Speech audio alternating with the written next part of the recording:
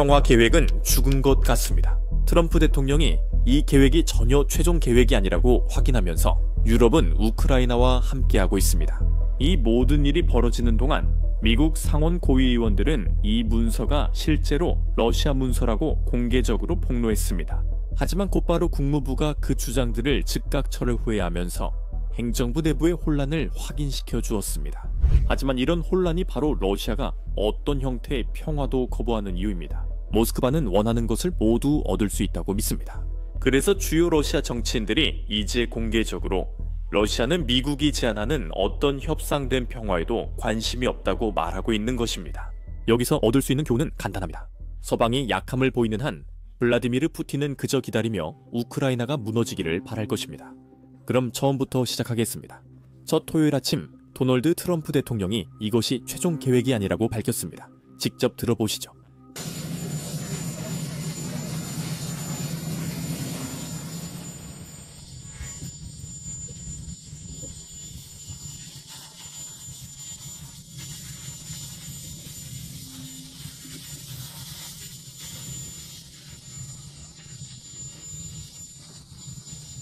우리는 반드시 이 일을 끝내야 합니다. 몇 시간 뒤 라우드 상원의원은 3명의 동료와 기자회견을 열고 국무장관 마르코 루비오가 상원의원들에게 직접 전화를 걸었다고 공개적으로 밝혔습니다. 그리고 이 계획이 미국 문서가 아니라 러시아에서 유출된 문서임을 알렸습니다. 이제 미국이 이 일에 앞장서려 합니다. 이 모든 일은 마르코 루비오가 우크라이나에 전달된 평화 계획과 관련해 유럽과 우크라이나와 협상하기 위해 스위스로 가는 도중에 벌어졌습니다. 상원 의원들에 따르면 마르코 루비오는 이것이 미국의 평화 계획도 아니라고 말합니다. 들어보시죠. 샤인 상원 의원이 언급했듯이 루비오 장관이 오늘 오후에 저희에게 전화를 했습니다. 그는 우리 대표 중 한 명에게 전달된 제안의 수신자가 우리라는 점을 아주 분명하게 밝혔습니다. 그것은 우리의 권고가 아니며 우리의 평화 계획도 아닙니다. 그것은 우리가 받은 제안이며 중재자로서 우리는 그것을 공유할 수 있도록 조치를 취했습니다. 그리고 우리는 그렇게 하지 않았습니다. 공개하지 않았습니다. 그것은 유출된 것입니다. 우리 회원이나 대표가 공개한 것이 아닙니다. 그래서 우리가 이 일을 진행하면서 루비오 대표는 이것을 받은 것이 기회였고 그것이 우크라이나인들에게 전달되어 활용되었으며 그들이 이에 대해 대응할 기회를 갖게 될 것임을 분명히 했습니다. 이것은 분명히 큰 뉴스였습니다. 왜냐하면 이미 이 문서가 영어 같지 않다는 점에 대해 많은 추측이 있었기 때문입니다. 제가 말하는 것은 영어로 된 법률 문서에서는 보통 이 문서에 있었던 그 표현을 사용하지 않는다는 점입니다. 하지만 러시아 법률 문서에선 이런 표현이 매우 흔했습니다. 그래서 많은 사람들이 이것이 러시아어 문서를 영어로 번역한 것일 수 있다고 추측했습니다. 그래서 라운즈, 앵거스 킹, 샤인 상원의원의 성명은 많은 이들이 이미 추측하던 것을 어느 정도 확인해줍니다. 하지만 이 소식은 아주 빠르게 잠잠해졌습니다. 이 주장에 반박한 성명은 국무부에서 나왔습니다. 먼저 부대변인이 이것은 명백히 거짓이라고 말했습니다. 루비오 장관과 전체 행정부가 일관되게 밝혀온 것처럼 이 계획은 미국이 작성했고 러시아와 우크라이나 양측의 의견이 반영되었습니다. 이제 이것은 미국뿐만 아니라 전 세계적으로 많은 혼란을 이미 퍼뜨리고 있었습니다. 몇 분 후 마르카 루비오도 이를 확인했지만 약간 다르게 표현했습니다. 한번 보시죠. 루비오에 따르면 평화 제안서는 미국이 작성했고 이는 협상 지속을 위한 강력한 틀입니다. 이 제안은 러시아 측의 의견을 바탕으로 했지만 우크라이나의 이전 및 현재의 의견도 반영되어 있습니다. 자, 마지막 문장은 좀 독특하네요. 꼭 그렇게 표현할 필요는 없었지만 일부러 그렇게 표현한 것 같아요. 우크라이나가 이 28개 항목 작성에 직접 참여하지 않았기 때문입니다. 마르코 루비오가 우크라이나가 원하는 것을 몰랐던 건 아니에요. 그래서 그들의 우려 중 일부는 분명히 고려되었을 겁니다.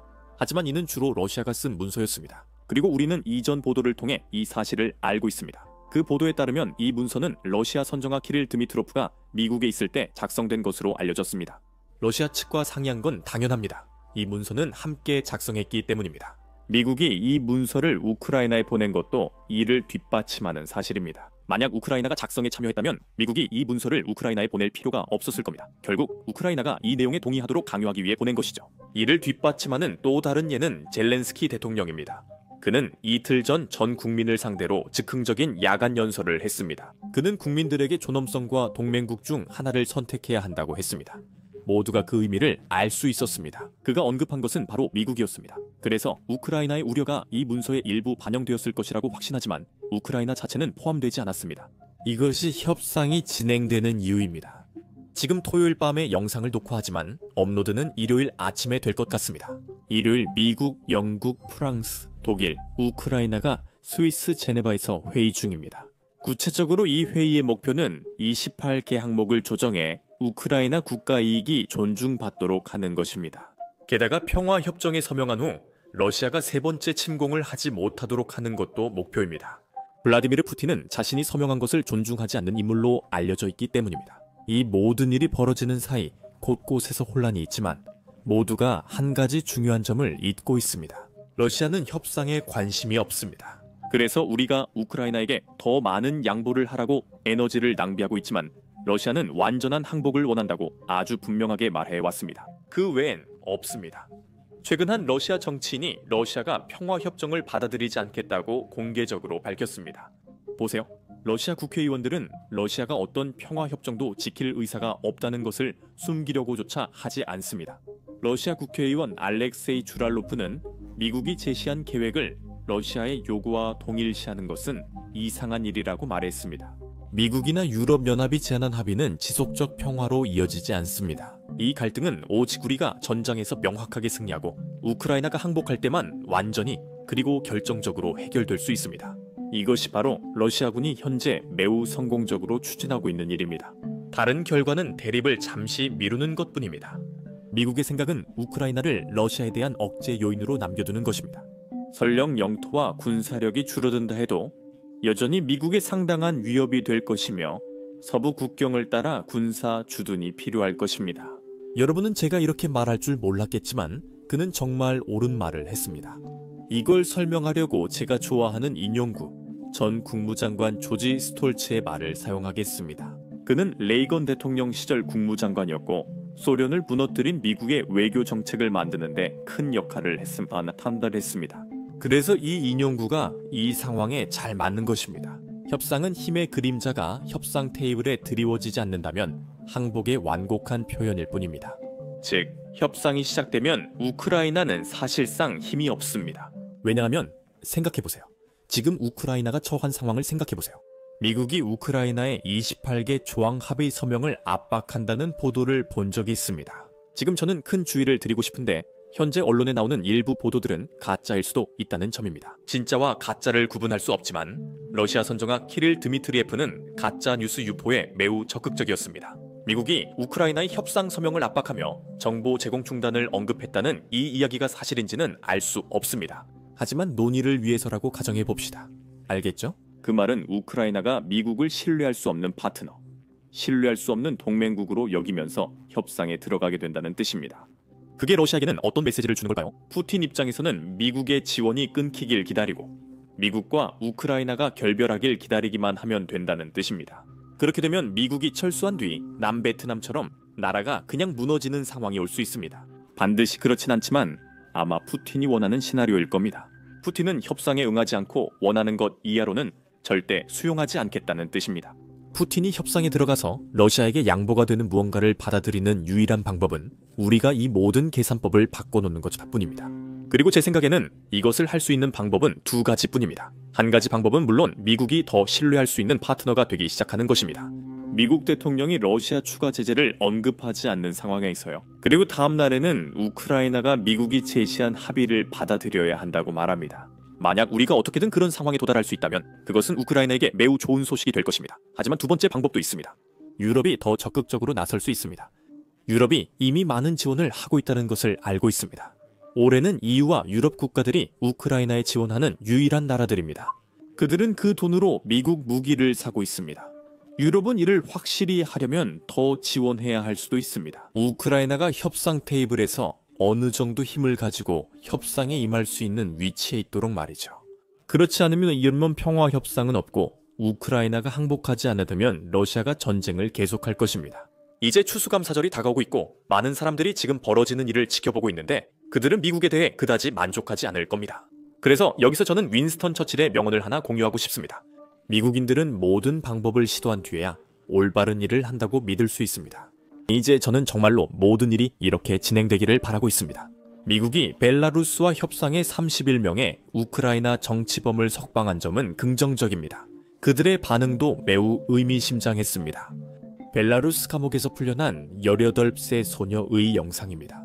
그녀는 친우크라이나 성향 때문에 수감도 했습니다. 그것이 그녀의 유일한 죄였고 그녀는 결코 풀려나지 못할 거라 생각했습니다. 이제 그녀의 반응을 보시죠.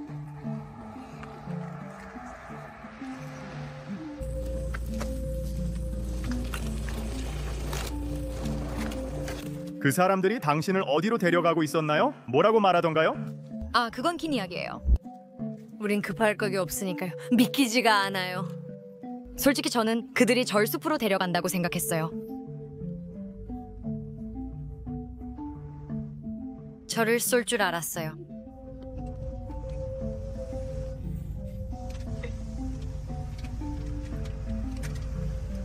어떻게? 기분이 아주 좋아요. 아주 좋아요. 아주 좋아요. 한 남자가 저를 만나서 이렇게 말했어요. 당신은 내가 누군지 아세요? 저는 모른다고 했어요. 그가 말하길 나는 주정보국 국장입니다. 농담이었거나 부디노프 혹은 그곳 책임자였을 수도 있어요. 잘 모르겠어요. 저는 감옥에 있었으니까요. 무다노프, 자, 그거 보세요. 직접 봤으니 오늘이 헛되지 않았네요. 네. 현재 G20 정상회담이 진행 중이며 관련 소식을 별도 영상으로 전달하겠습니다. 방금 흥미로운 일이 있었습니다. 러시아 기자들은 독일 기자회견장에 입장하지 못했습니다. 독일 총리 프레데릭 메르츠가 질문에 답변했고 러시아 기자들의 반응이 흥미로웠습니다. 한번 보세요.